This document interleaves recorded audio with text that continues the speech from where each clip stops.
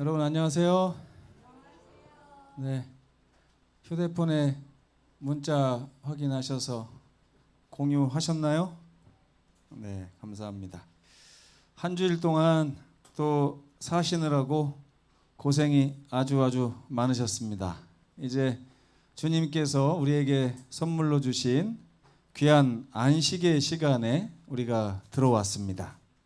이 세상에 지나간 어떤 수고와 역경과 슬픔이 있다 할지라도 이 시간에는 주님께 다 내려놓으시고 주님께서 주시는 복에 참여하시기 간절히 바랍니다. 어제까지 조금 전에까지 마음에 담고 계셨던 어떤 염려와 걱정 이런 것들이 있었다면 지금까지 그걸 가지고 계시면 참 불행합니다. 예, 안식일이 말 그대로 안식일이 되어야 되는데 우리는 안식일이 되지 못해요. 그래서 이 시간에 그 말씀을 시작하기 앞서서 여러분들 아이 컨택을 좀 해보겠습니다. 저를 좀 다 쳐다보세요. 한 번씩 쳐다보세요. 담비야 교회 와가지고 설교자도 좀 쳐다보고 앞에 십자가도 좀 쳐다보고 하나님이 어떻게 날 쳐다보시는지 한번 상상도 해보고 이래야 은혜가 있는 거 아니겠어요? 네. 김학심 집사님 쳐다보라니까. 거기 내 얼굴 나와요? 누가 보나 했더니 집사님이 실시간으로 보고 있네. 여길 보세요. 오프라인으로 보는 게 낫지. 자, 오늘은 그 정말 중요한 말씀을 좀 나누려고 합니다. 이 사람 표정을 좀 보세요. 이 사람 표정을 좀 보시면 어떤 것 같아요? 표정이? 네? 절망적이죠? 아주 절망적입니다. 행색은 어때요? 행색은 진짜 거지 같죠? 거지 같고 손목에 보니까 착고가 있고. 근데 이 표정을 가만히 보세요. 이 표정에서 우리가 뭘 좀 발견할 수가 있는 것처럼 보여요. 네? 뭔가 발견한 것 같죠, 그죠? 뭔가 좀 발견한 것 같아요. 그나마 자기의 처절한 삶 가운데서 무엇인가 희망이 될 만한 무엇인가를 발견한. 근데 아직은 기쁘지 않고 확신이 없는 그런 눈빛을 하고 있습니다. 제가 잘 해석한 것 같습니까? 이 해석하는 것도 참 대단한 능력인 것 같지만 이런 그림을, 이런 눈빛을 그릴 수 있다는 게 참 대단한 것 같아요. 저는 참 화가들 대단합니다. 오늘 이 그림에 대한 이야기를, 아주 중요한 이야기를 좀 해볼 겁니다. 마태복음 16장 24절 함께 읽겠습니다. 시작. 이에 예수께서 제자들에게 이르시되 누구든지 나를 따라오려거든 자기를 부인하고 자기 십자가를 지고 나를 따를 것이니라. 네. 예수님께서 우리에게 오셔서 따라오라 이렇게 말씀하셨어요. 나를 따르라. 근데 나를 따라오려거든 첫째로 뭘 해야 된다고요? 자기를 부인하는 일. 자기를 부인하는 일. 둘째는 자기 십자가를 지고 오는 일. 다음 주 교과가 보니까 자기 십자가를 지는 것에 대한 내용입니다. 그러면 이번 주는 자기를 부인하고, 자기를 부인하는. 지난 화요일 날 제가 말씀을 드리기를 이번 주 내용이 이제 비용에 대한 것이에요. 비용. 그래서 내가 쉼을 얻기 위해서 어떤 비용을 어떻게 지불해야 되는가. 그러면서 화요일 날에는 죄 문제를 해결해야 된다 그랬어요. 죄 문제. 그렇죠? 죄 문제를 해결하는 것은 거기에 어떤 게 따르냐면 회개가 따른다 했어요. 회개.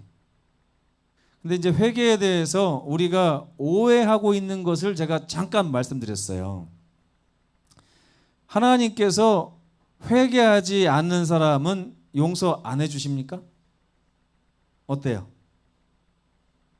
하나님께서 회개하지 않은 백성을 용서하실까요? 안 하실까요? 어떻게 생각하세요? 네. 제가 지난번에 그 어머니 아버지의 마음을 제가 빗대서 말씀드렸어요. 자녀가 번나가는 모습을 볼 때 부모가 호적에서 파버릴 생각을 할까요? 아니면 다 용서하고 돌아오기를 바라는 마음으로 자녀를 바라볼까요? 네. 아버지 엄마의 마음은 늘 자녀가 올바른 길에 서기를 바라는 것입니다. 그렇죠? 근데 올바른 길에 서지 않는 자녀를 내쫓는 게 아버지가 아니라 올바른 길에 서 있지 않다는 얘기는 뭐냐면 아버지 집을 떠났다는 걸 얘기해요. 누가복음 15장에 보면. 그렇죠? 그러니까 올바른 길에 서지 않은 그 아들의 모습은 어쨌든 아버지의 집 밖에 가출한 상태로 있는 것입니다. 근데 그 가출한 아들이 아버지를 향해서 진심으로 회개하지 않는다면 그 발걸음이 아버지의 집을 향해서 올 수 있을까요? 없을까요? 없는 거예요. 집에 들어가고 싶은 마음이 없는 것, 이게 죄인의 특징입니다. 네? 로마서에도 보면 죄인은 그 마음에 하나님 두기를 싫어한다 그랬어요. 그 마음에 아버지 두기를 싫어하는 거예요. 우리 살다 보면요, 마음에 두기를 싫어할 때가 있어요. 어떨 때는 송명숙 집사님, 염 집사님, 뭐 여기 있는 분들 제 마음에 딱 들어와 있을 때도 있어요. 그럴 때는 어때요? 다 이뻐 보여요? 다 이뻐 보여요. 아유, 우리 송명숙 집사님은 나이가 70이 다 돼가는데 어떻게 저렇게 해요? 피부가 탱탱하고 좋을까? 이렇게 막 긍정적인 해석이 나와요. 네, 긍정적인 해석이. 그런데 그 마음에서 그 집사님이 확 나가버리면 그 다음부터는 아무리 이쁘게 하고 와도 그게 칭찬이 안 나와요. 그게 우리들의 특징인데, 죄인의 특징이 뭐라고요? 하나님이, 아버지가 우리 마음에 두기를 꺼려하는 모습. 이게 죄인의 특징이라는 것입니다. 그래서 오늘 배울 내용은요, 그것과 연관된 말씀입니다. 그래서 쉼을 얻기 위해서 예수님께서 우리에게 두 가지를 말씀하셨는데 오늘 한 가지를 배우고 다음 주에 또 한 가지 배우고 이렇게 하겠습니다. 첫 번째는 자기를 부인하는 것. 이게 쉽게 말하면 쉼의 비용입니다. 쉼의 대가예요. 참 쉼을 얻기 위해서는 뭐가 선행되어야 된다고요? 자기를 부인하는, 이 자기를 부인하는 게 무엇인지를 오늘 좀 말씀을 나누겠습니다.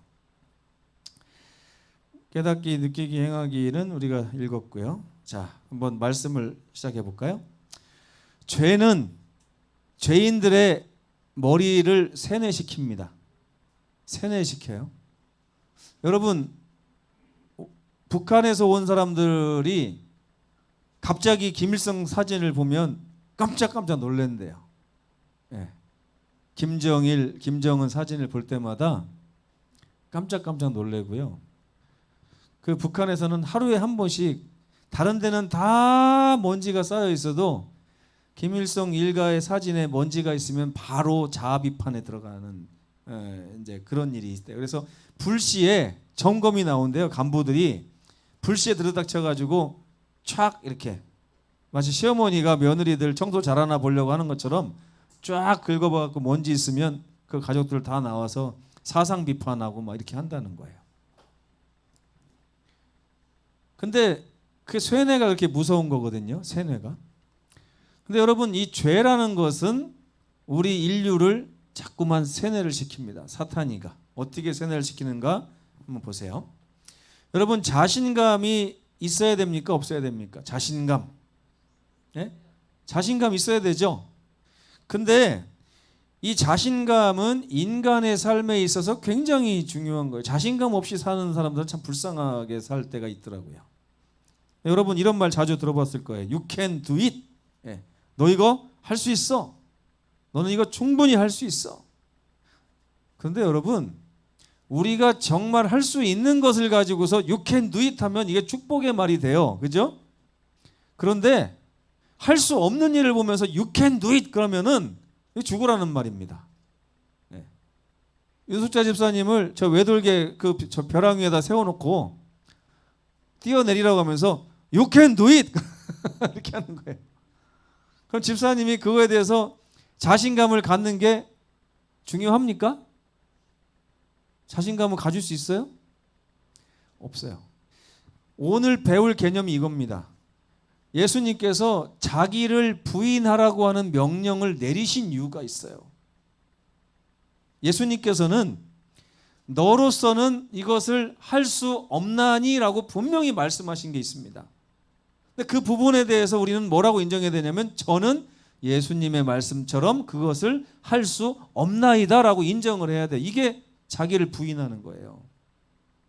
근데 많은 분들이 예수님께서 안 된다고 선언하는 것에 대해서 자꾸만 You can do it, you can do it 이렇게 얘기하는 거예요. 누가 그런 말을 자주 할까요? 사탄이가 You can do it. 죄는 우리에게 속삭입니다. 너는 할 수 있어. 내가 이것을 해야 돼. 그렇지 않으면 아무도 내 일을 대신 해줄 수 없어 라고 얘기를 해요. 근데 성경은요, 우리가 우리 능력으로 할 수 있는 일이 있는가 하면 우리 능력으로 절대 할 수 있지 않은 불가능한 일이 있다고 분명히 구별을 지어서 얘기를 합니다. 그런데 사단은 우리가 할 수 있는 것에 대해서 you can do it 하지 않아요. 이거는 예수님이 하시는 역할. 예수님은 계속해서 성령을 통해서 you can do it, 할 수 있어. 너가 희망이 없지만 내 손을 잡고 일어나면 일어날 수 있어. 예, 사도행전에 보면 성문에 앉아있던 안질뱅이를 베드로가 뭐라고 그래요? 나사렛 예수의 이름으로 너에게 명하노니 일어나 걸으라. 그러면서 뭐라고 그래요? 다른 말 한마디 추가하자면 you can do it in Christ, in Jesus. 예수님 안에서 나사렛 예수의 이름으로 네가 이것을 할 수 있어 라고 얘기하는 게 예수님의 음성이에요. 근데 사단은 어디 가서 you can do it을 해요? 어디 가서? 네 스스로 죄를 극복할 수 있어. 네가 구원 얻기 위해서 하나님의 계명을 지킬 수 있어. 예수께서 불가능하다고 얘기한 거를 사단은 계속 와서 you can do it, you can do it 하는 것입니다. 그래서 우리가 죄에게 세뇌를 당한 분들은 자꾸만 뭘 하려고 하냐면 계명을 지켜서 마음의 자유를 얻고 쉼을 얻으려고 그래요. 또 뭘 하려고 그래요? 열심히 뭔가 공로를 쌓아가지고 마음의 쉼을 얻으려고 그래요. 우리 정경화 성도가 여기 계시는데 그 어머니하고 다 예전에 불교를 다니셨대. 불교. 여러분 불교가 좋아요, 안 좋아요? 네? 불교 좋은 겁니까, 안 좋은 겁니까? 대답이 없으세요. 저는 가끔 이런 생각을 해요. 제가 만약에 하나님이 안 계시다면 나는 승려가 되고 싶은 마음도 있다. 이런 생각 많이 해봤어요. 왜냐하면 이 세상에서 참 자기의 소욕을 버리고 권선징악, 그죠? 선을 행하고 상을 받고 악을 행하면 벌을 받고 막 이런 사상들이 우리 세상을 깨끗하게 하는 사상인 것 같다는 생각이 들어요. 그런데 실제로 돌을 닦아보면 압니다. 돌을 닦아보면 마음대로 안 돼요. 불교 다니는 분들이 돌 닦아서 성공할 것 같으면 다 뭐가 돼야 돼요? 다 부처가 돼야 돼요. 부처가. 그죠? 근데 이건 힘든 일이에요. 된다고 해도 힘들어요. 된다고 해도 할 게 너무너무 많아요. 불교에서 하는 거를 제가 한번 유심히 예전에 비교 종교학 수업을 할 때 봤는데 그 뭐죠? 두 발 걸어가고 한 번 절하고 하는 거 그 뭐라고 그래요? 네, 삼보일배. 네. 삼보일배 한번 해보셨어요? 우리 체험으로 한번 해봤는데 세 발 걸어가서 한번 납작 절하고 또 세 발 걸어가서 납작. 어떤 사람은 또 불국사 같은 데 가서 탑을 갔다가 막 1만 바퀴를 돌고 막 이래요. 예? 그렇잖아요. 그것뿐이에요. 어떤 분은 저희 집사람 아는 분은 1년에 한 번씩 어디 절에 가가지고 이렇게 뭘 하나 이렇게 져준대요. 자기 돈으로. 그러면서 비는 거예요. 우리 식구들 잘 보호해달라고 1년 동안 복 달라고 하면서 막 빌어요. 그러니까 여러분 이 불교가 나쁜 게 아니더라고요. 보니까 사람을 자꾸만 착한 일을 하게 만들어요. 착한 일을. 선한 일을. 근데 여러분 그 삶이 결코 쉽지 않아요. 쉽지 않아요.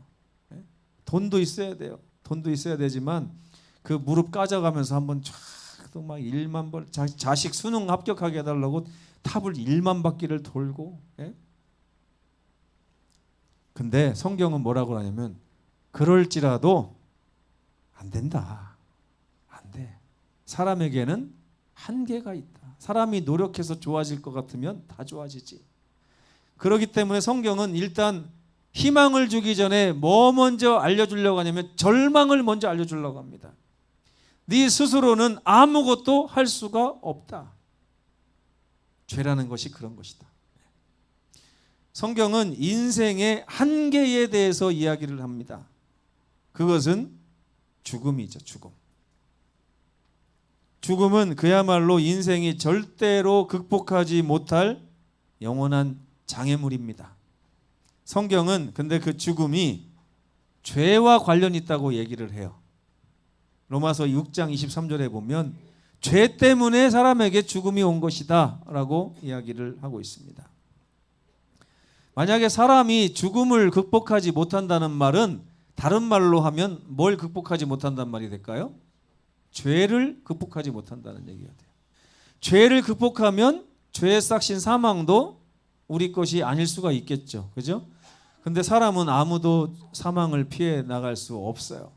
왜? 죄를 극복해낼 능력이 사람에게 없기 때문에 그런 것입니다. 많은 분도 이런 생각을 해요. 인간의 과학이 충분히 발달되지 못했기 때문에 사람이 죽음을 정복하지 못하는 것이다. 맞습니까?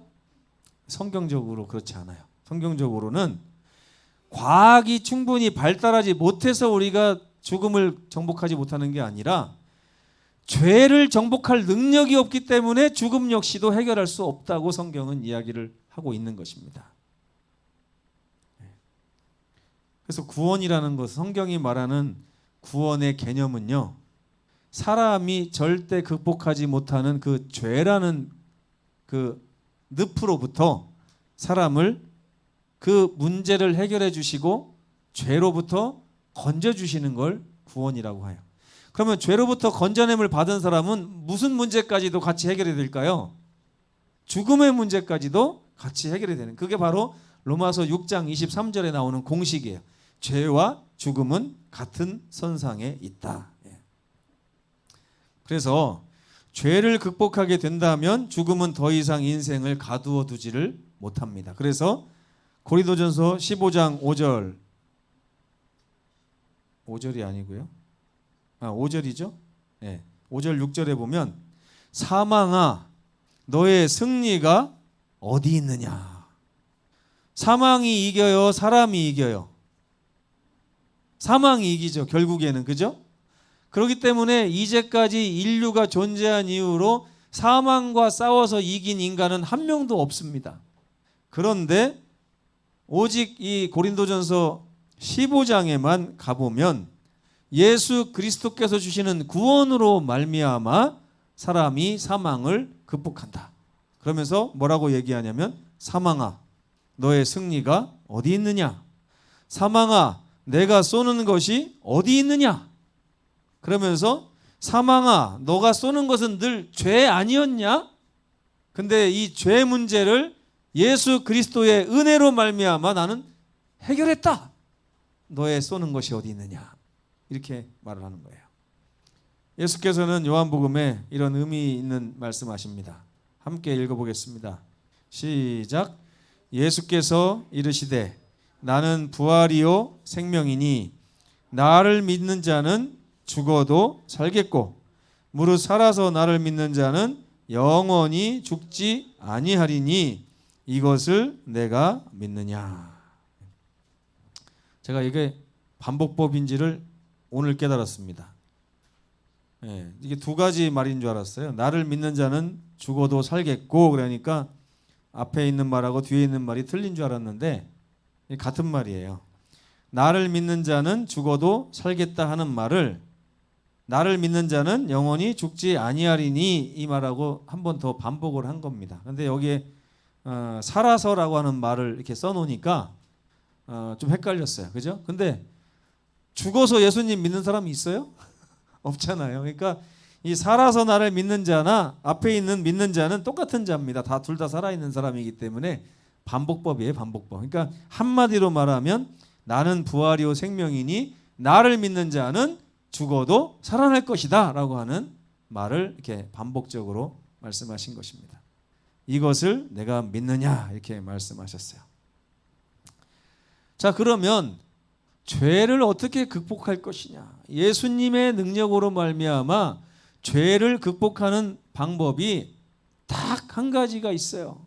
그게 뭐냐면 예수께서 우리 손을 붙드시고 같이 가시는 것입니다. 근데 그러려면은 앞에 선행되어야 되는 게 있는데 그게 바로 뭐냐면 자아를 부정하는 거예요. 자아를 부정하는 거. 이거를 지난 화요일 날에는 제가 뭐라고 말했냐면 회개라고 말씀드렸어요. 자아 부정과 회개는 똑같은 말입니다. 저는 예전에 회개는 골방에 들어가서 눈물을 줄줄 흘리면서 하나님 잘못했어요. 이게 회개인 줄 알았어요. 그게 회개가 아니라 자아를 부정하는 것이 회개입니다. 자아를 부정하는 것. 자아 부정이 아까 제가 윤숙자 집사님 얘기를 통해서 설명을 드렸어요. 외돌개 위에 절벽에다가 윤숙자 집사님을 세워놓고서 누가 뛰어내리라. 너는 할 수 있어. You can do it. 그러면 윤숙자 집사님이 뭘 인정해야 돼요? 예? 사단이가 아무리 너는 할 수 있어 그래도 집사님은 뭘 인정해야 돼요? 나 그거 못해. 나는 그럴 능력이 없어. 라고 하는 걸 인정해야 돼. 이게 회개예요. 근데 그동안 이 죄인들은 어떻게 해왔어요? 너 이렇게 해도 괜찮아. 마치 하와에게 이거 선악과 따먹어도 너를 지혜롭게 만들어주는 거야. 너는 할 수 있어. 따먹어봐. 그러니까 하와가 뭐라 그래? Yes, I can. 그래. 내가 한번 따먹어봐. 난 할 수 있을 거야. 이렇게 하고 나면 절벽에 떨어져요. 그죠? 집사님이 자신감에 넘쳐서 그래? 나 할 수 있어. 그래서 점프를 했단 말이에요. 그럼 다음날 신문에 나요? 안 나요? 다음날 신문에 나요. 뭐라고 나요? 서귀포의 나눔한식 사장님이 외돌개에서 이게 뛰어내렸는데 아주 멋지게 착지를 했으면 이렇게 나옵니까? 아니에요. 자살인가 타살인가 이러면서 나올 거 아니에요. 그죠? 그럼 여러분 사단 말을 듣고 그렇게 했으면 이게 자살이에요? 타살이에요? 엄밀히 말하면 타살이에요. 근데 우리는 타살을 자살처럼 하는 것입니다. 자아 부정이 안 되기 때문에. 그죠? 그래서 자아를 부정한다는 얘기 뭐냐면 내가 결코 하나님이 안 된다고 한 것을 할 수 있다고 하는 능력자라고 하는 착각에서 그 착각을 내려놓고 인정하는 거예요. 이게 회개예요. 이게 자아 부정입니다. 그래서 예수님께서 누구든지 나를 따라오려거든 첫째가 뭐다? 자기의 연약함, 자기의 한계를 인정해야 된다 이겁니다. 나는 예수님 없이는 살 수 있다고요? 없다고요?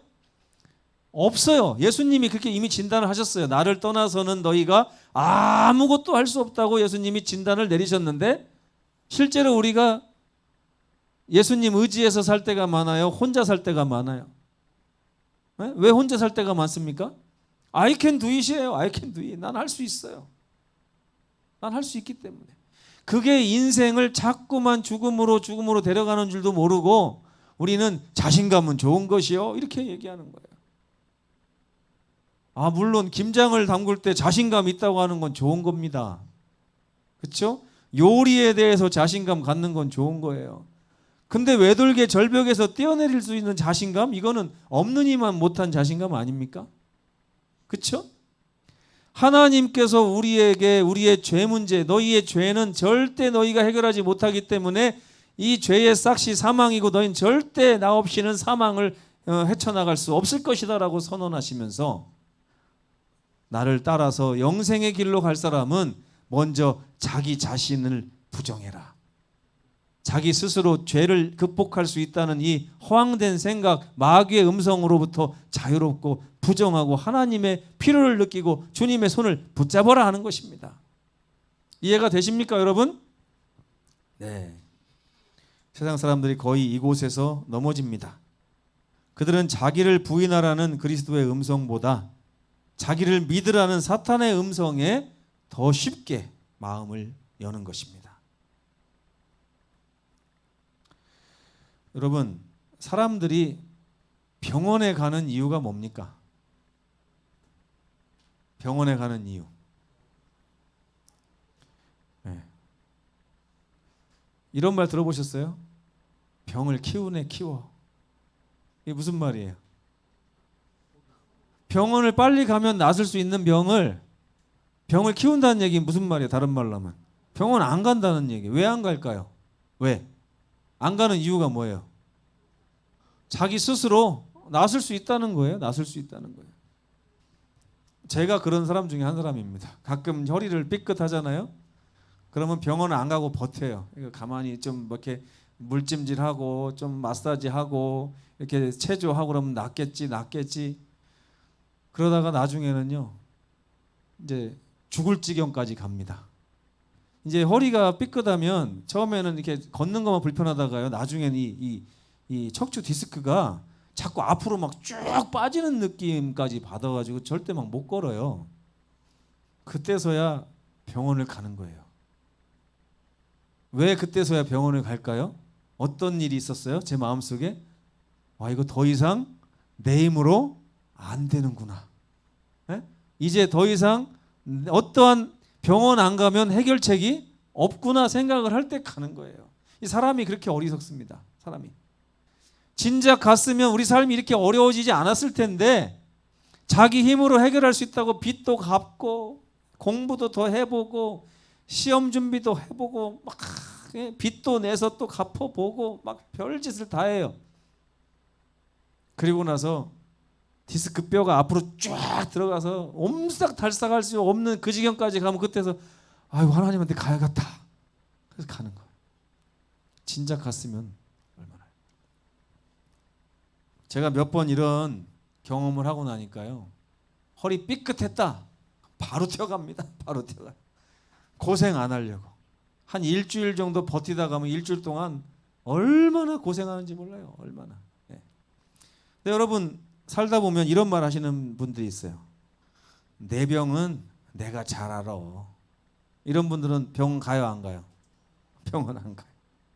내 몸은 내가 잘 알아. 의사가 뭘 알아? 내 몸은 내가 잘 알지. 병원 가요, 안 가요? 안 가요. 네. 그들의 공통점이 뭡니까? 의사보다 자기 자신을 더욱 신뢰하고 있는 것입니다. 그들은 실패하고 난 그때서야 느지막이 병원을 찾습니다. 이렇게 그래서 참 쉼을 얻기 위해서는요, 자아에 대한 부정이 선행되어야 됩니다. 딱 허리가 뼈다 그러면 이거는 내 문제가 아니다. 이건 병원 안 가면은 해결이 안 되고 나는 고생하게 돼 있다. 지금 당장 병원 가서 주사를 맞든지 뭘 해야 된다. 저는 꼭 여기 우리 정형외과를 갑니다. 가서 제가 뭐라고 하는지 아세요? 지난번에 그 약 빨리 주시라고. 지난번에 그 약. 그래서 저는 지금도 제 서랍 속에 그 약을 1년 2년 지난 것도 보관하고 있어요. 여차해서 안식일 걸리면 그때 먹으려고. 그 약을 먹으면 이게 통증을 없애주면서 제가 자연스럽게 이제 움직일 수 있어요. 그러면 자연스럽게 움직이다 보면 낫더라고요, 이게 결국에는. 네. 여러분, 자아를 부정하는 것은 이토록 중요한 것입니다. 네. 자기를 부정하지 않는 사람은 어떤 결과가 나타나? 예수님한테 안 가거나 예수님의 가는 날을 뒤로 미루거나 둘 중에 하나예요. 그러면 예수님께 안 가고 예수님한테 가는 걸 뒤로 미룬 사람의 삶은 스스로 그 문제가 해결될까요? 안 될까요? 안 돼요, 여러분. 안 됩니다. 참된 쉼을 얻기 위해서 우리는 자아에 대한 절대적인 부정을 해야 됩니다. 나는 안 돼. 예수님 없이는 아무것도 안 돼. 이게 회개예요. 그동안 우리가 사탄의 음성을 듣고 예수님 없이 살아보려고 얼마나 발버둥 쳤습니까? 근데 안 돼요. 우리는 스스로 병을 고칠 수 없다는 사실을, 이걸 부정하는 거죠. 자기를 부인한다는 얘기는 뭐 하라는 얘기예요? 내가 스스로 내 병을 고칠 수 없다라고 인정하라는 것입니다. 없다라고. 그리고 나서 또 긍정적인 것도 있어요. 내가 스스로 병을 고칠 수 없다고 하는 사실을 처절하게 긍정적으로 인정하는 거예요. 나는 못한다. 나는 외돌개에서 떨어지면 뼈가 부서지는 사람이지 안전하게 착지하는 사람이 결코 아니다. 그렇기 때문에 나는 예수님 손을 붙잡아야만 이걸 할 수 있다. 다윗 이야기를 화요일날 배웠잖아요. 다윗은 자기가 스스로 죄를 이겨낼 수 있을 것이라고 생각하자마자 죄에 빠졌습니다. 그리고 나서 나단 선지자가 와서 자기의 형편없이 무너진 모습을 적나라하게 드러냈을 때 뭘 깨달았을까요? 아차, 내가 스스로 할 수 없는 것을 할 수 있다고 생각하고 주님을 내 손에서 놨구나 하는 것을 깨달은 것입니다. 그때 다윗은 다시 한번 자아를 성찰했어요. 이 쓸모없는 몸, 이 쓸모없는 정신, 이 보잘것없는 육신을 내가 의지하지 말아야겠다. 우리 주님께 가면 다시 용서해 주시고 나를 다시 사랑해 주시니까 주님께 가야 되겠다. 이것이 바로 다윗이 위대한 이유고 내 마음에 합한 자라고 하는 그런 하나님의 선언을 들을 수 있었던 놀라운 다윗의 신앙의 특징입니다. 여러분, 정죄하는 거는 나쁜 겁니까? 좋은 겁니까? 정죄하는 것은 때에 따라서는 굉장히 좋은 일입니다. 남을 정죄하는 것은 성경이 금하고 있어요. 근데 성경은 누구를 정죄하라고 하냐면 자아를 정죄하라고 합니다. 자아. 네 스스로 너는 아무것도 할 수 없는 쓸모없는 존재다. 너는 죄인이다. 너는 희망이 없다. 이게 정죄예요. 정죄가 늘 이런 식이거든요. 염집사님 희망 없습니다. 그런 품성 가지고 하늘나라 못 갑니다. 뭐 이렇게 하는 게 정죄잖아요. 그죠? 근데 그거를 누구한테 하라는 거예요? 누구한테? 네? 내 자신한테 하라고 하는 거예요. 그러면 내 자신을 내가 사랑하기 때문에 탈출구를 찾게 됩니다. 그러면 나는 어떻게 해야 되지? 그럼 성경이 뭐라고 얘기해요? 주 예수를 믿으라. 그리하면 너와 내 집이 구원을 얻으리라. 근데 형제를 정죄할 때도 이렇게 하시면 좋겠어요. 미워서 정죄하는 게 아니라 당신은 희망이 없는 사람입니다. 나처럼. 그래서 당신도 나처럼 우리 주님을 의지해야 됩니다. 그러면 나처럼 희망이 있습니다. 이게 제대로 하는 정죄 같아요. 그죠? 그런 다음에 우리는 이게 다른 말로 하면 전도라고 할 수가 있겠습니다. 다윗은 자기 자신을 스스로 정죄하고 포기했습니다. 나 괜찮은 놈인 줄 알았더니 완전히 아니었구나. 소망을 접은 후에 그는 소망이신 예수님을 끌어안았습니다. 마치 야복강에서 야곱이 하늘 천사 예수님을 꼭 끌어안고 안아줬던 그 심정으로 다윗이 다시 한번 하나님을 꼭 붙잡고 늘어진 것입니다. 그분에게만 우리의 모든 소망이 있어요. 시편 51편을 오늘 집에 가셔서 시간 나시면 좀 읽어보세요. 이게 다윗이 범죄하고 난 다음에 쓴 시입니다. 우슬초로 나를 정결하게 하소서. 내가 정하리이다. 나의 죄를 씻어 주소서. 내가 눈보다 희리이다. 우리 주님 이런 분입니다. 이런 주님을 만남으로 인해서 참 쉼을 경험하시는 저와 여러분 되시기를 간절히 바랍니다. 네, 기도하시겠습니다. 고마우신 우리 아버지 하나님, 오늘 자기를 부정하라고 하시는 말씀의 깊은 의미를 깨닫게 해주시니 감사합니다. 이 거라사의 광인이 예수님을 바라보는 그 눈빛에 대해서 우리가 다시 한번 바라보았습니다. 자기 자신의 처절함과 희망 없음을 그의 행색을 통해서 우리는 알 수 있지만 그의 눈빛을 보니 앞에 서 계신 예수님 안에서 희망을 찾고 있는 모습을 또 보게 되었습니다. 아버지, 우리도 같은 사람입니다. 우리는 할 수 없습니다.